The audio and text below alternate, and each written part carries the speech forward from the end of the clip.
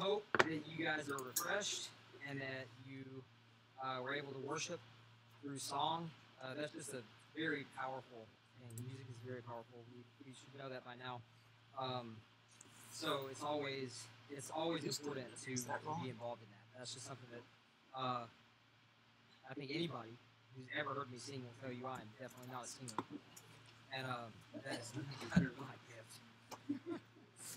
My wife especially, poor lady, she's got this, she's standing beside me, and I have to I have to take into account the fact that she has to listen to me when I sing. So she's still there. So I'll take that as a compliment. Um, all right. Well, this morning is very special for me in a lot of ways. Well, we'll be celebrating freedom this week, Independence this week, 4th of July coming up, and today, this is a special day because I get to speak. I get the opportunity to come up here and in place of Pastor Russ, who is gone to the Solomon Islands with 2 other people, and that's a very special thing because I've had the benefit of being around pastors and being taught by pastors and led by pastors, and having pastors in my life who have a heart for missions. So that means everything to me that he has a heart for missions. And with that said, the last time, first of all, let me say this: the last time I was here, if you weren't here, it was a couple of weeks ago, 3 weeks ago, whatever it was, the second. Yeah, I think it was the second. That I was here, and we talked about what it means to follow. We talked about follow me. Jesus' command to follow him. Very powerful command coming from Jesus. If you guys remember, he said, follow me. And to the people to whom he asked to follow, especially Levi, Matthew, we looked at, how he got up from his, from right wherever he was and just took off and he followed Jesus. He didn't really ask any questions, or at least it's not reported that way. That he asked any questions or asked where they were going. He just followed. And then he went to a few other guys. In Luke chapter 5, he went to them, and he was, Simon, James, and John, and they were fishermen, and they were out there, and they were doing their work, and he didn't just immediately tell them, just follow him. They just get up and go. What he did was he spent some time with them. He spent a few minutes with them. He spent some, more than a few minutes, but he spent some time teaching the crowd that was there. And, he asked them for a few things. Like we talked about last time, he asked them for little steps. He asked them to take a couple little steps. And then we left with the fact that, that was our work for that day. That was our work, was to take the next step. And, I'm wondering now, have any of you taken the next step? And you don't have to, raise hands or anything like that. I just want you to think about whether or not you took a step. Did you take a step? Did you take that next step? And whatever it means for you in your life, right where you're at, to follow Jesus. Because again, he says, follow me. And that might happen more than once. And, I remember, one of the reasons that I said this was a special day is because, it's 10:30 now, so it's 1:30 over there, back east in Georgia. And my former pastor, he actually preached his last sermon today. And that was very bittersweet for me because this guy, I get a little emotional just thinking about him. I did send him a video just sharing my heart for him, so that the church, our home church at the time, could see it, could see the video, and just some things I really wanted to say to him. And Tris knows this, he was definitely a real disciple. He himself was a disciple and a discipler, and he poured his life into me in every way from the beginning. And I'll never forget that on a Wednesday in 2003, I was actually at my grandmother's. My granddad passed away in 2002, and I told you guys about that story. And, Grandma was a strong lady. But every Wednesday, she would make like a whole entire, for me, she would make a whole pan of biscuits. And seriously, and a pack of bacon, and she did the good biscuits. I mean, these were biscuits and gravy. I mean, I don't know if you guys had biscuits and gravy. This is good stuff. Biscuits and gravy, eggs, bacon. She just wanted me to come. She just wanted me to come and eat. And I spent every Wednesday with her, and I would eat all the food. She loved to cook, so it worked out. And Pastor Harrison, that was his name, Harrison Bradley. He would come over there and, of course, visit with her because, you know, like I said, Grandpa had passed away, and he would always come over and see how she was and things like that. And I knew him already. He was also an assistant principal in high school. And of course, at the time, you know, when he was assistant principal, I don't think I liked him as much as I do now. But, you know, I don't know if that was his fault or mine. But he was, at the time, even though he was full-time in school administration, and it filled many roles in the administrative role, he was just that guy. He was a leader. He could do anything. He could take control of any situation. A-type personality, could make it work. So he was able to do that. And again, he was also, you know, he had pastored that church, but he was a full-time pastor. He wasn't part-time. He was full-time at the church and full-time at the school until he retired from the school. Well, and I admire that so much. But I remember the day in 2003, that Wednesday, when he came over to visit Grandma, and I hadn't seen him in a while, you know, but we talked, you know, of course, we just sat at the table, the three of us, and we talked and just, you know, shared. And I remember when he was leaving, well, a little bit before he was leaving, he told me that he was starting a Bible study group. He was going to start a Bible study group and, you know, just talk about, you know, for my age group, and was just, hey, I'm starting a Bible study group. Thought I'd tell you too. So when he was leaving, he turned around, and I'll never forget him asking me, so if I asked you to come, if I asked you to come to that Bible study group, will you come? I remember saying yes, I will absolutely be there. He gave a time, he gave a place, and I said, yes, I'll absolutely be there. Now, what's significant about that is prior to that, he had asked me for other things, asked, you know, invited, and, you know, was always caring but never pushy, and would ask, you know, hey, come to this, come to that, you know, we want you to be there, those kinds of things, because he was also a family friend. And my, you know, my parents, they all knew each other, kind of thing. So he would do that, but this time, you know, at the time when I said, I would say, yeah, maybe I'll be there, that was just to appease. That was just to appease him. That was just to say, okay, you know, kind of get off my back sort of thing. But this time when he asked me, I said, yes, I'll absolutely be there. Something happened. Something happened, and I knew that I meant it. I knew I meant it. That was Jesus. That was the time that he said to me, follow me. That's when he said, follow me. That was my time. That was my story when that happened to me. And I know that's what it was, because from that time, I've never looked back. That's when Jesus said, follow me. And it was time for me to get up and follow him. And from that day, from that time, that first Bible study that we had, we started reading a book called Purpose Driven Life by Rick Warren. I know everybody's familiar. Purpose Driven Life, and that's what we were doing in the study. We were going through that book, and it was during that time that I realized I did not have a personal relationship with Jesus. I had the head knowledge. I had what I knew about him, but I did not know him. That was the difference. That's what happened. That's what happened, just like these guys we talked about. Some of them may not have known he was the Messiah. Now, Matthew, we learned, he's a tax collector, so he's the lowest of the low. You know, nobody wants to talk to this guy. You know, he's as crooked as they get, just like Zacchaeus. You know, and Jesus says, follow me. He leaves the booth, leaves the money, leaves everything there, and follows Jesus. But it might not have been his heart for him, because he was a Jewish man. You know, Jesus was a rabbi, he was a Jewish man, he probably knew some things, that kind of thing. But the point is, he did it. He followed him. He followed him. Now, I had a lot of questions.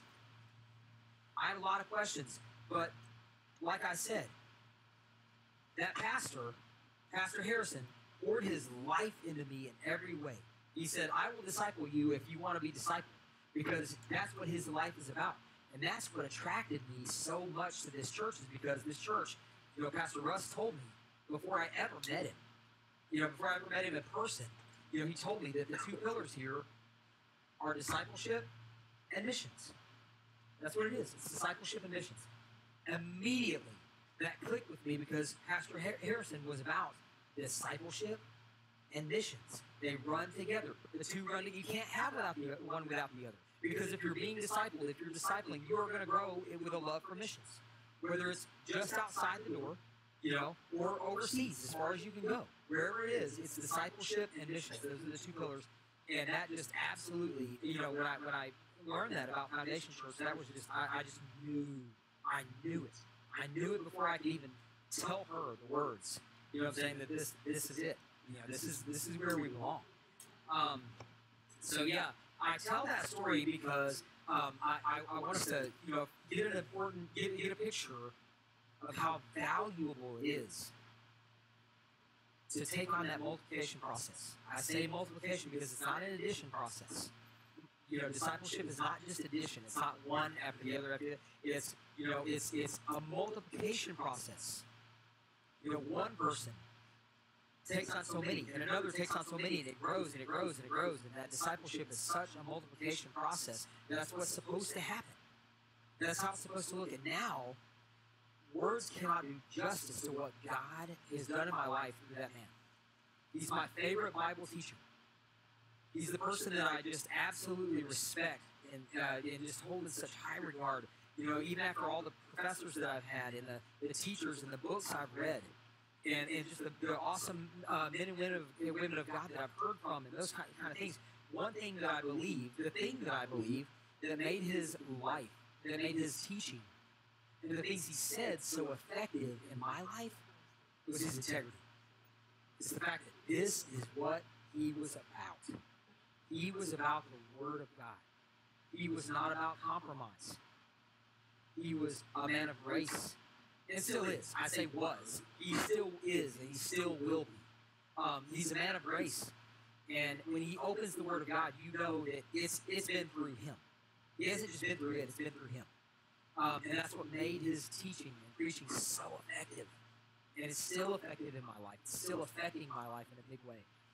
So, very, very special day to kind of get into this. And, just keeping in step with that, as we're looking back, I don't know if you've had that moment. If you had that moment where Jesus said, "Follow me," whether you were a believer at the time or not, because some of us, like me, have questions. Jesus said, "Follow me," but it took me a while to realize I didn't really have a personal relationship with him. There was a difference. I went through that Bible study for a while before I even realized that. That was probably in the summer. And then it wasn't until October 1st of that same year, 2003, that I realized I needed a personal relationship with Jesus. And what was the difference was that I knew the stories. I knew all those stories. I knew all the cool Bible stories. That you have the kid pictures of and stuff like that. I knew all the Old Testament stories, Noah and all that. You have a little little drawing of the ark with all the big animal heads sticking out all over the place, and then Noah's at the top, and he's big smile. And a little boat that's, nowhere near big enough to hold them all. Those things are in my head. And then it became real. It became real, and I realized that here's the difference. All I knew is, on that day, that I believed. I didn't just have the head knowledge anymore, I believed. And what did I believe? I believed the gospel. I believed that Jesus' death on the cross was very real, very historical, solid historical event that took place because crucifixion was real. That he died, but he wasn't just a man who died. I believed that his death was sufficient to pay for my sin, was enough. I believed it for the first time, and I knew that I believed it. And then I believed not only that, but that he had risen from the dead. And that's something that I couldn't see, but I knew. I believed it. And I think that's what I said. I even think I said, "Lord, I don't know. There's so much I don't know, but all I know is I believe. I believe." And I knew it. I knew it. There was no looking back. There was no turning back. Even though I had those questions, there was no turning back at this point. And I wondered, what does this mean? Because then I went into a life of being discipled and being held accountable for my life. And and a lot of things changed, and a lot of things needed to change. And for a while, it was kind of like banging my head against the wall, because it's like, man, I'm seeing so many things in my life that shouldn't be there. I see so many attitudes and things in my life that really just it can't be here anymore. It can't be a part of what I'm doing anymore. It can't happen this way. And I am nowhere near perfect. I am nowhere. Tristan might say I am,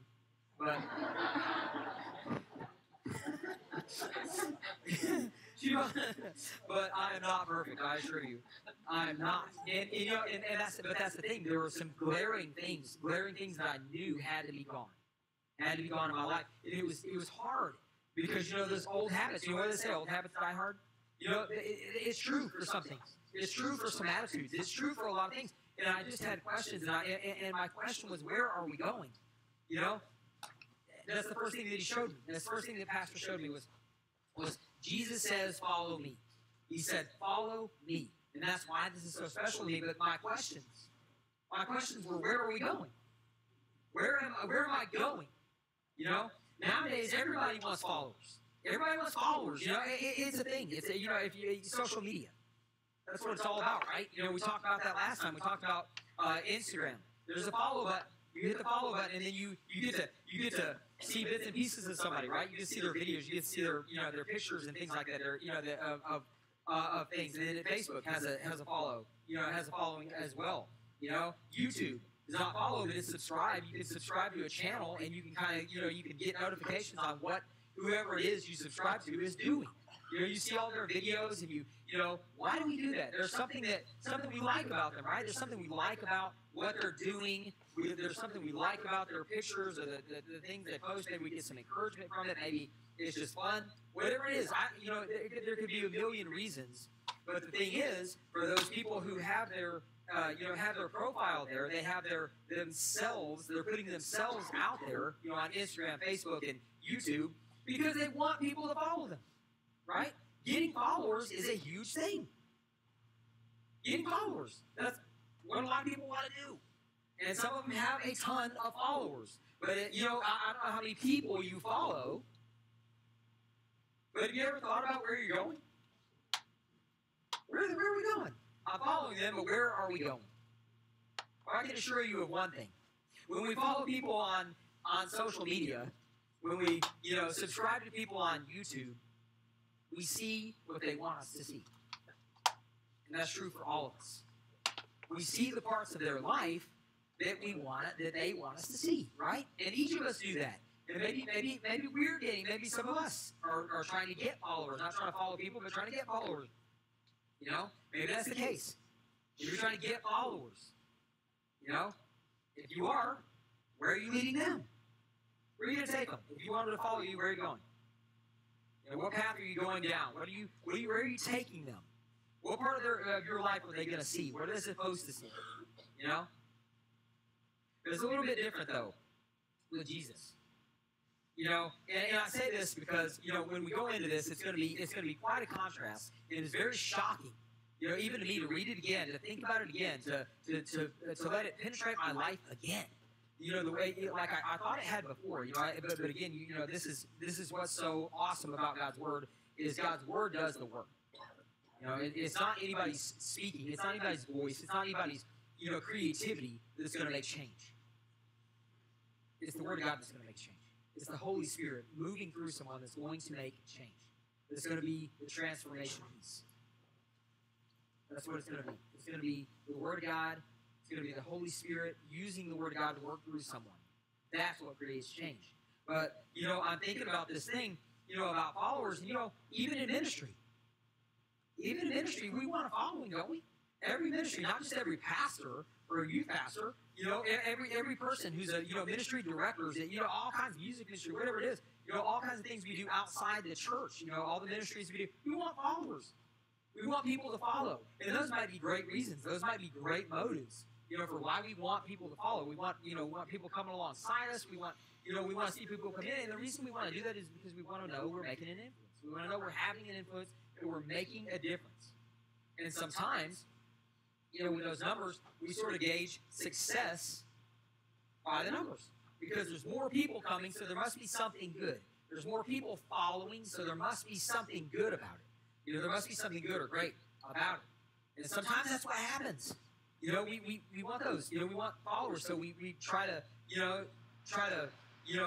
whatever, spice it up. We try to spruce it up. We try to make it, package it right and say it right and make it marketable and those kind of things.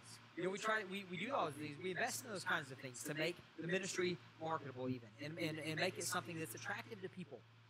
And make it something that people actually want to come and see what's going on. And again, like I said, those are, some of those motives can be awesome. But if you notice, there's, people like myself, we don't, it's not necessarily, athletes that or other people. You know, you guys have your own, but you know, people that you kind of look to, and you're like, oh man, you know, at some points, you know, you compare yourself, and you know what happens when you compare yourself. It can either go, you know, one way or the other, but it's usually never good. We start comparing ourselves to other people, and I'm like, you know, these mega church pastors and stuff, they get their books published, you know, they get a lot of speaking opportunities and all that. It's like, man, you know, but what happens is we begin to measure success, even if it's not consistent, we start to measure success by what's happening, by those numbers growing and seeing these, you know, these churches just blow up, you know, and you say, wow, they must be having just a great effect. They must be having, a major influence, and God is growing them. And maybe that's the case. Maybe that's the case for some of them. Maybe that's what it is. And that's great. But it's not for all. It's not for all. Because, see, sometimes we get fooled by that. We get fooled by large crowds. We gauge it differently than it should be gauged. We take it in a different way than we should. Here's why I say that. And there's an answer. Look at these guys again. If you will, turn to Luke chapter 5. Turn to Luke chapter 5. That's where we were the last time. I won't go over the whole thing because we went through that story. But I just want to see the last part of it. I want us to see the last part of it. And then we're going to talk about where it is we're going.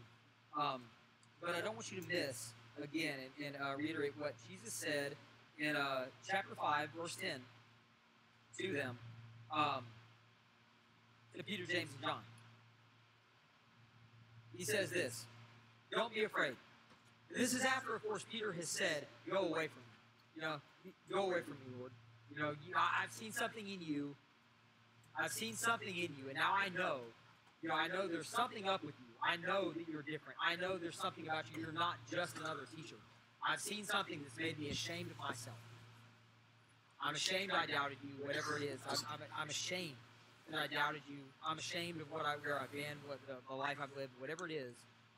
He said, go away from me, Lord. Jesus says this, don't be afraid. Don't be afraid. Don't be afraid. This is God in the flesh talking to just a mere man like I am. This is God in the flesh telling him, don't be afraid. From now on, you'll be catching men. From now on, you'll be catching people. From now on, your life is going to be about catching people. So have you had that moment where Jesus says, follow me? Can you go back to see a time where he says, follow me? And you were afraid, because I was afraid and had questions, and I still have questions about where we're going. I still wonder where we're going sometimes, where he's leading me. I'm walking a path following him. At least I hope I am. I think I am. And I want to know where we're going. He says, don't be afraid. Wherever it is we're going, your work, your life is about catching people. It doesn't matter where we're going. So from now on, whatever it is that you're doing, whatever your profession, wherever you're at school, wherever you're at work, wherever you're at in life, he's saying, follow me. Don't be afraid. From now on, you'll be catching people. From now on, that is your life. That is your grand purpose. So, it's like, okay, that's pretty overwhelming. But let's see what they did. He says, from now on, you'll be catching people. Then they brought the boats inland. They brought their boats inland. So now we see it. They had some questions. They had some experiences. He's shown them a little piece of who he is. And he says it again. Don't be afraid. From now on, you'll be catching people. They bring their boats inland. They leave everything. And they follow him. We're done. We're going to follow. We're coming after you. Don't know where we're going, but we're going to follow. Remember we said that, they're probably like, hi, Dad. Good luck with the family business. We're out of here. Have fun. After catching all this fish, so they follow him. And then he goes through, goes through some times. He heals, he cleanses the leper, he does some healing, and they get to see this. They see these things, they see what he's doing, and it's amazing what he's doing because for this time, and you can turn over to chapter 9 while I'm talking. Luke chapter 9, and we're going to kind of follow it this way. We're going to go through the story in this manner, because what's interesting is that. Up until this time, he keeps telling him, telling when he cleansed the leper, said, don't tell people, I don't want you to go around telling people reporting this yet. It's not time. It's not time for that. And what we have to understand is this is very important because, what's happening right now has been written before. And what you're seeing is the fulfillment of prophecy. Jesus is fulfilling prophecies, and it's not time. It's not his time to be revealed yet. It's not his time for that. So if you go on into chapter 9, this is what happens after he commissions them. He commissions the 12 apostles, and then they go down and they see the feeding of the 5,000. So you have a huge crowd. By now, Jesus has that big following, that huge following that we've been talking about. He's got his followers, man. People are clicking the follow button all over the place. He's got his account set up, and they're clicking it all over. Everybody following him. They're watching people be healed. Maybe they're getting fed. They're doing all kinds of things. Maybe you would get healed. Maybe one of your loved ones would get healed. You take somebody to him and he heals them. He has compassion. So they're probably following him for 1,000 reasons. I'm saying? All kinds of different reasons, good or bad. Whatever. Shallow or deep. They're following him for all kinds of reasons. But he has a huge crowd. He has a lot of people following him. And they're saying a lot of things about him because in a crowd this big at that time, here's what you have to imagine. I use that terminology that people are clicking the follow button, but really they didn't have social media, did they? They didn't know things right when it happened. The way we do. They didn't know that. So there's a huge crowd, and he's not talking to each one of them individually. So even in a crowd like that, even though there's a crowd following him, there are rumors about him. People are discussing who this man is. Who is he? They're not even one of the inside ones, one of the 12. And then, even as a smaller group, one of the 3. They're none of these people. They're just following, and they're probably, imagine they're probably, they're humans, so they're making up stories. They're making up who they, I think he's this, or I think this is who he is. I think this is who he is. They probably know little bits and pieces here and there, of the Old Testament. And what you would understand is that, in this time in Palestine, they knew a lot of people knew the Old Testament, and if they were, allowed to be in the synagogues and things like that, that's why it was so important for them to be able to be cleansed, to be clean, not, have leprosy and those kind of things, so they could go in the synagogues, they could hear from the priests and the scribes, and they could actually hear the Bible, they could hear the prophecies being read, so a lot of them knew. They knew things, and they some of them may have believed he was the Messiah, who knows? A lot of them probably didn't. They probably didn't think that was possible yet. But they knew some things. They knew bits and pieces of the Old Testament where, the Old Testament said there's going to be a Messiah. There's going to be these things coming. These things are going to happen. This is how you're going to know who he is. This is where he's going to be. So they were Jews. So they understood some of this. So it makes sense. That part makes sense that they would have rumors about who he is, saying that he's, Elijah coming back. That he's one of the prophets from long ago coming back to life. Because they knew who that was. These weren't Gentiles. Again, they were Jews. So that makes a difference. It makes a difference. It makes sense that they would have those rumors, that they would be trying to figure it out. Can you imagine that? What kind of people do that? What kind of people spread rumors? Spread rumors and try to decide things for themselves. Good thing we don't do that these days. Man, but he's got this crowd. He's got this huge crowd following him, and then he takes them. He takes his guys off. He takes his 12 away from the crowd, intentionally away from the crowd. And I want you to look in chapter 9 at Peter's confession. This is important in verse 18 because you have to understand that this is what he did. This is what he did first. And we're going to see another part of this where he kind of says the same thing in another part to the larger crowd. Right now, he takes his guys away from the crowd intentionally. Okay, in verse 18, he's praying in private, and his disciples were with him. He asked them, who did the crowd say I am? He knew. He knew. He said, who did the crowd say I am? They answered, John the Baptist. Others said Elijah. Others said one of the ancient prophets come back from the dead. You know, this is what they're hearing. This is what they know. This is what they know that the crowds are saying about him. Like I said, it would make sense. And you have to remember, you know, that John the Baptist was very well known at this time. Whether people accepted or rejected him, his name was very well known. It was very widespread. So, okay, this guy's got to be John the Baptist. Some of them hadn't seen him. They didn't know. They didn't know what John the Baptist looked like, that kind of thing. Here's what he says, but you, who do you say that I am? And Peter says, it's Peter that answered, God's Messiah. Now, Luke records him saying God's Messiah, and that's all he said, and that would, again, that makes sense, because Luke, the writer, is a Gentile, and that's what's important, is that, you know, Peter said God's Messiah, so he knows, Luke knows that when he wrote this, he wasn't leaving stuff out. The reason I say that is because in the other Gospels, it goes a little bit further. You know, you're the Son of the living God, and then Jesus responds to him and saying that you didn't learn that from man, but you learned that from God. That's very important. But Luke doesn't omit it because it's not important. He just knows that his readers would know, you know, the Gentile readers that he's writing to would know that that's who he was, because that's how they heard it. The Gentiles began to hear about him as the Messiah. He was already known as the Messiah when the Gentiles started to hear about him, and especially when Paul was making his missionary journeys, he would say, the Messiah has come. If you don't know, if you haven't heard, the Messiah has come. He's been crucified, and he's risen from the dead. This has all already happened. Now I'll open up the Old Testament, and I'm going to show you why. I'm going to show you how. And I'm going to prove to you that this has already happened. So, you know, that's how they heard it. That's how the Gentiles would hear this, and Luke knew that. So God's Messiah was the answer. Now, straight from there, it's important to understand that he goes into another part of this conversation. And here's where it gets rough.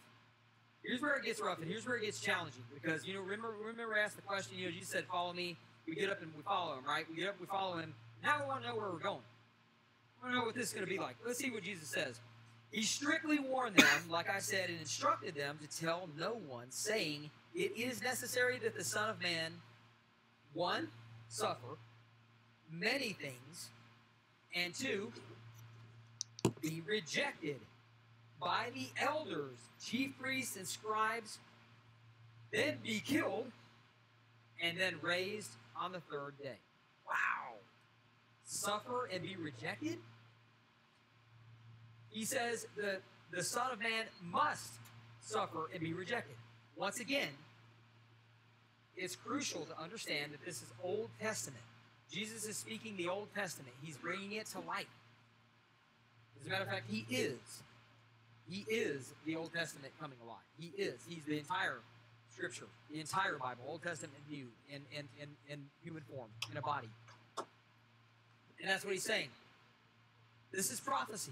This is prophecy being fulfilled. He's saying it's necessary for the Son of Man to suffer and be rejected. Those are two different things. These things are not synonymous, and that's what was so that's what was so penetrating to me, was the fact that it's not just about suffering. It's about rejection also. A lot of ways we can suffer without being rejected necessarily. A lot of us will. A lot of us will suffer. A lot of us will you know, take on a burden. You know, take on someone else's burden because we love them. And you guys, you know, do that, display that so well. I've seen so many times, for me and for others, you know, this church taking on burdens and being willing to suffer in small ways and big ways, you know, whatever that is, you know, in a daily way, in a committed way, you know, just being willing to suffer. And that means, you know, giving of yourself. That means giving of yourself in some way and denying your own self in some way to suffer for someone else. But being rejected, how many of us like to be rejected? I got rejected. I've been rejected many times. You know? I mean, I'm persistent. I'm very persistent, and I can tell you that this lady rejected me 3 times. You know? She rejected me 3 times, but I'm persistent. Like I said, 13 years later, she's still here. You know? I'm not one to give up. And yeah, you know that you know, nobody likes to be rejected. But like I said, you know, there's another person in the picture, and you know what? All that matters is I won. No, that's a different kind of rejection for sure. But no, she's here, so I'm happy. But Jesus Jesus says he's going to suffer and be rejected. Suffer and be rejected. And then listen to what he does. Because here's what I want to say. We're going to think about this for a minute. About the way he was with crowds and about the way he was with these huge multitudes of people and these huge multitudes of followers. We're going to see that in just a minute. Here's what he says. And I'm going to read it again because I don't want to break the conversation even to say, then he said to them all. I want to say it the way he would have said it. It's necessary for the Son of Man to suffer many things and be rejected by the elders, the chief priests, and the scribes, be killed and raised on the third day. If anyone wants to follow after me, now if you want to come and follow after me, then deny yourself, take up your cross daily, and follow me. For whoever wants to save his life will lose it. Whoever wants to save his life will lose it. But whoever loses his life because of me will save it. For what does it benefit someone if he gains the whole world yet loses or forfeits himself, loses his soul, forfeits his soul? For whoever is ashamed of me and my words, the Son of Man will be ashamed of him when he comes in his glory of that of the Father and the holy angels. Wow. So he's saying that he's going to suffer. He's going to be rejected. Then he says, hey, if you want to follow me, anyone want to follow me? Anyone want to follow me into that? Can you imagine what they thought? Can you imagine what they were thinking at that time? Like, what have we done? What have we done? Aren't we kind of already following him? What are we going to do? And, no doubt they didn't understand all this. They didn't necessarily understand it. They didn't understand everything that he was talking about. They didn't really understand until much later that this was prophecy being fulfilled. This was foretold, 700, 800 years ago. This was 1,000 years ago, from this time, that this stuff was being prophesied by all the major prophets and minor prophets for that matter. In the Old Testament, that this stuff was all over the place. It's all over what was going to happen to him. So it's going to happen. It's not a matter of if, it's a matter of when. This is what's going to happen. And now he's saying, he's kind of putting them, these 12 in a kind of a very weird position, because he's telling them what's going to happen to him and says, hey, if you want to follow me, it's going to take you denying yourself, taking up your cross daily, and follow me. Whoa. Now I really want to know where we're going. Because he just said he's going to suffer and die, man.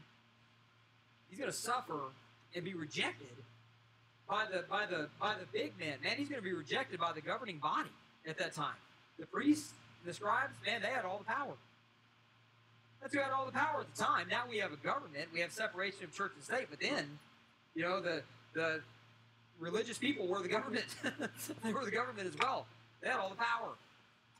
So he's going to be rejected. So they're telling these guys, and you have to think about it, because he's telling these 12 men who have spent their life as Jews, in Palestine, and what they're doing, the religious system is extremely important to them.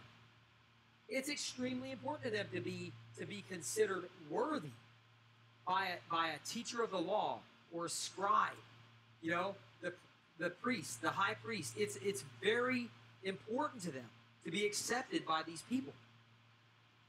Very important. Put yourself in that place. This is society, man. I mean, you're not talking, this is their lifeline. This is how they saw their religious beliefs. This is how they saw religion. They're thinking, okay, that's the most important, that's the highest level in the land, is the high priest, the scribes, the Pharisees, all that group, the religious group. And you're telling us that you're going to be rejected by those people. And then you're saying if we want to follow you, we got to take up our cross. We got to do the same thing. Now, what's important about that is when we say take up our cross, we're not, for us, what does that mean? They knew what it meant, because the cross at that time was a very real thing. It wasn't just a figure of speech. For us, it's a little bit different. For them, to take up their cross, they knew what that meant, because what would happen is the criminals who were going to die on the cross, if you're carrying a cross, if you're carrying that crossbeam, and that's what they would carry. Typically, that's what they would carry. They would tie that to them, and they would carry that crossbeam up the hill, but they would have to carry it through tons of people. Everybody would see them, and if you're carrying a cross, you've done something pretty bad. I mean, you've been pretty bad. You've done some bad stuff. That was their way. So carrying that cross meant shame. You know what I'm saying? It meant people are going to shame you. You're going to feel ashamed. It meant guilt. You were branded.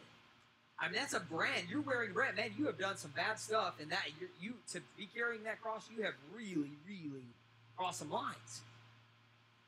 So now he's telling them that if you want to follow me, it's going to be like taking up the cross. In other words, there's going to be some shame associated with it. There's going to be some major rejection associated with it. Doesn't that sound like it would be kind of embarrassing? Do you really want to, how much do you want to associate with somebody who's in that much trouble? Who's in that much trouble, and who's going to be rejected by all the leaders, and who's going to be just scorned and treated terribly by people, by the majority of people. Not a small group of people, the larger group of people, the much larger group of people. Going to be absolutely rejected. Man, he's telling them, this is what they have to do. That would have been very difficult to hear. That would have been extremely difficult to hear. And even more difficult to figure out what that's going to look like. If you were in that position, no doubt, I think about it, and I'm thinking, my head would be spinning. I'd be thinking about what this is going to look like. What is it going to look like for my life now? Now that he's telling me this, that it's going to be like taking up my cross and walking after him. I know what that means. I know what he's saying. They did. They knew what he was saying. They knew what that cross beam meant. So, man, what is he talking about here? Well, they didn't understand. They didn't understand at all. They go through some more times, and as we move along through the story, I want you to turn over to Luke chapter 14 now. And it's important to get. I ask you to turn because it's important to get this part of it. See, Jesus was different. Remember, we've been talking about the large crowd of followers, right? He still has that crowd. By this time, he still has it. The crowd has probably grown. Because all those hard things he said to his inner disciples. He said to the 12 guys. That's what he's saying to them. You know what I'm saying? He told them the hard stuff. But now, he's always recognized the followers. He knows there's a huge following. And a ton of people wanting to see him. And a ton of people wanting things from him. But Jesus wasn't fooled by the large crowd. He wasn't fooled at all by that. He never was at any point. But here's where it gets really real. Because now he calls on them to make a decision. Like I said, the large crowds didn't fool him. He knew that they were following for superficial reasons. He knew that. He knew it the whole time. They were getting healed and fed. It was a cool thing to do. Hanging out with Jesus was a cool thing to do at this time. Got to see a lot of really neat stuff that they had never seen and heard some teaching, that they had never heard before. Someone talking with such authority. No doubt that they knew, the tension that was building with the Pharisees and the religious leaders, and they were thinking, man, what's going to happen? We want to stick around. We want to see what's going to happen. But here's what Jesus does. He turns to the great multitude, and he says this. We'll pick it up right here in verse 25, chapter 14, verse 25. Now the crowds were traveling with him, so he turned to them and said, if anyone comes to me and does not hate his own father and mother, wife and children, brothers and sisters, yes, even his own life, he cannot be my disciple. Woo! Changes things a little bit, doesn't it? Makes it just a little bit different. He goes on to say this. Whoever does not bear his own cross and come after me cannot be my disciple. Now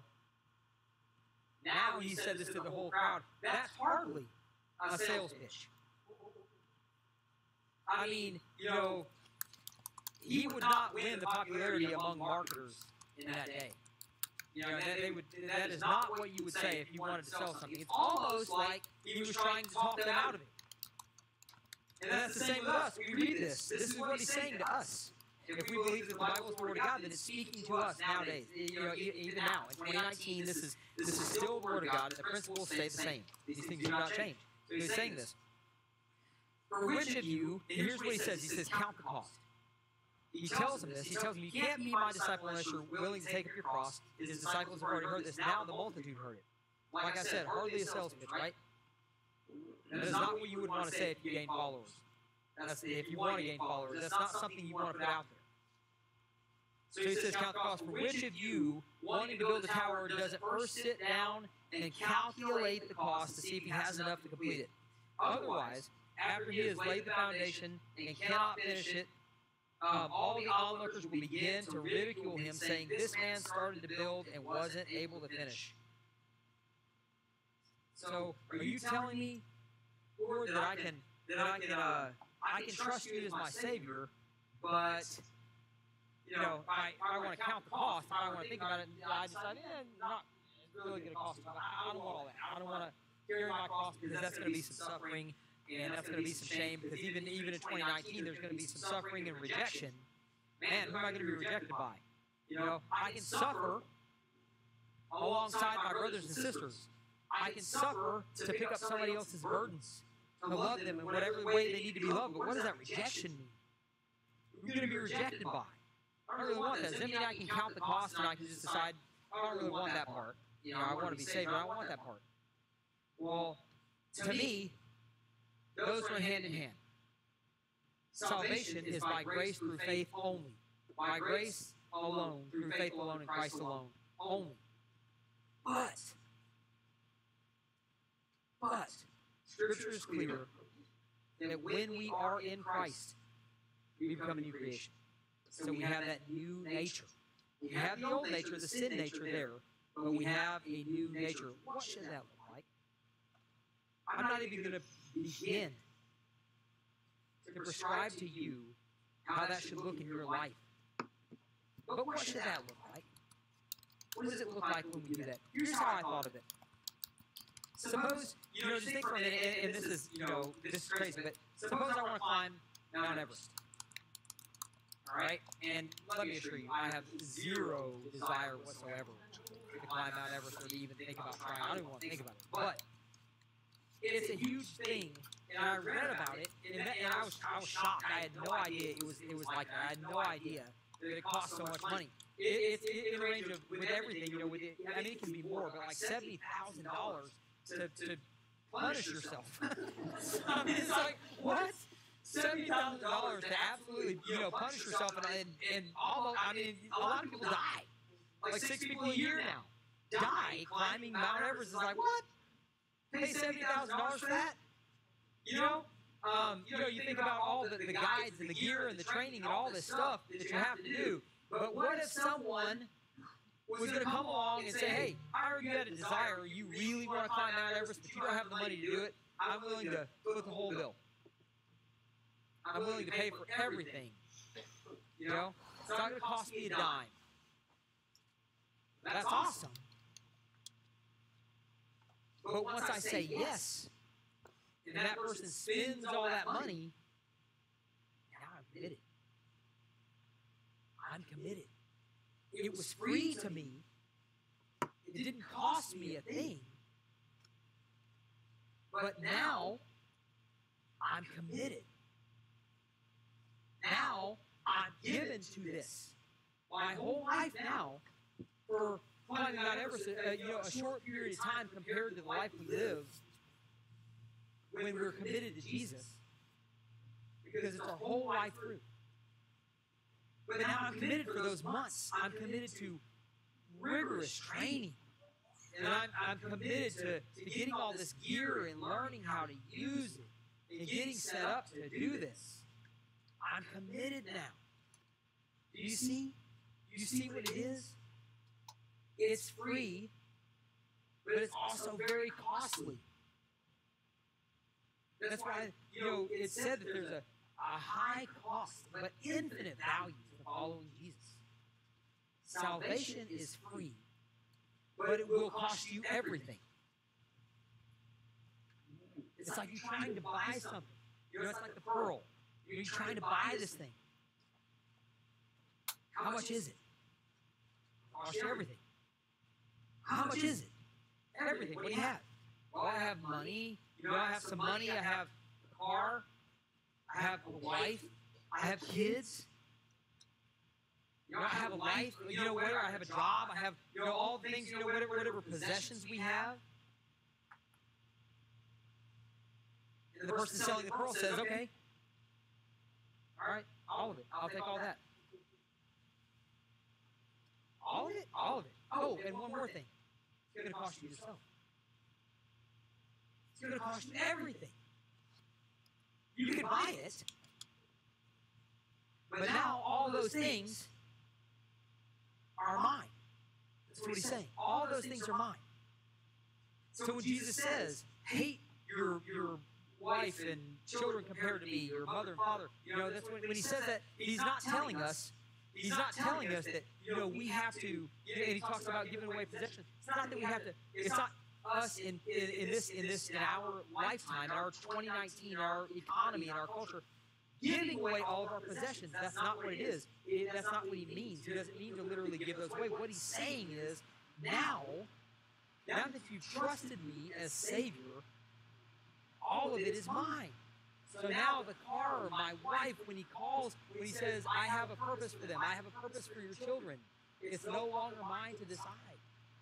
It's no longer my decision, because now my kids belong to him. My car is to be used for his glory. My house is to be used for his glory. The money that's really not mine, that's really his, is to be used for his glory. My wife, she's mine alone, but she really belongs to him, to do with whatever he pleases. You understand?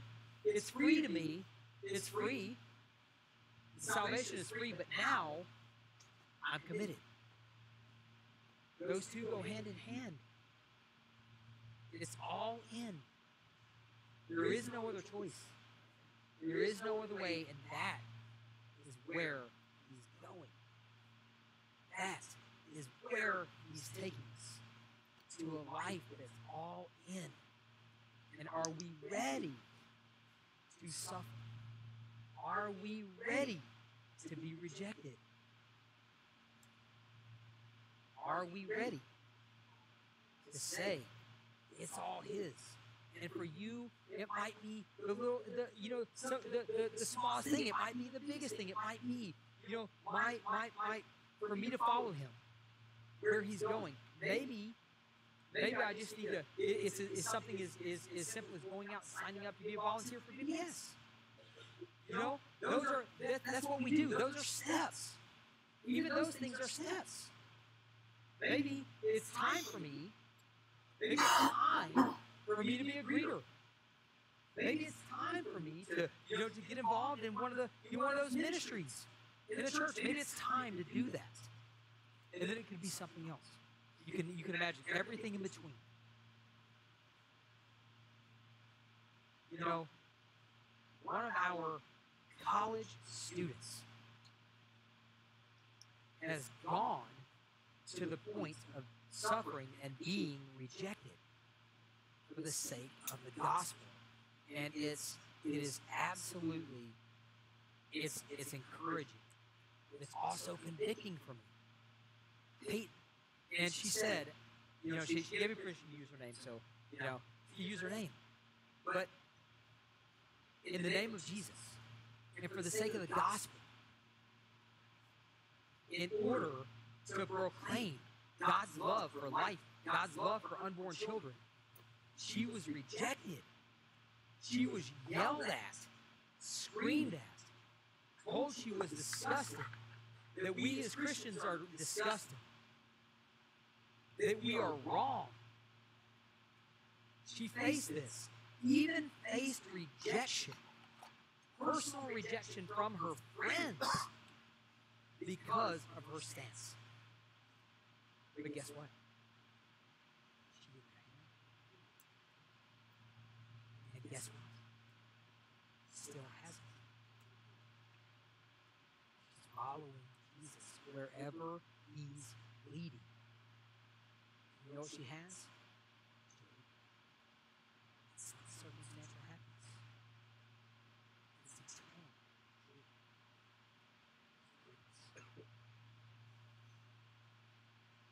Where are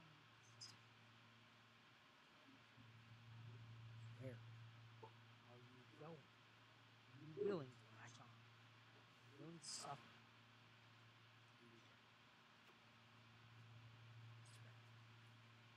Father, thank you for today. Your word is truth, and help us to be people of courage. It takes courage. It takes courage to do what Peyton did. It takes courage to do what so many of these men and women are doing right now in their lives that some of us may not know about, but they're facing these sufferings and facing these rejections in different ways daily. I pray that you just give us all strength. Help us to be courageous, a courageous church. Help us to trust you because you are eternal and you love us. Thank you for what you're going to do in the life of this church.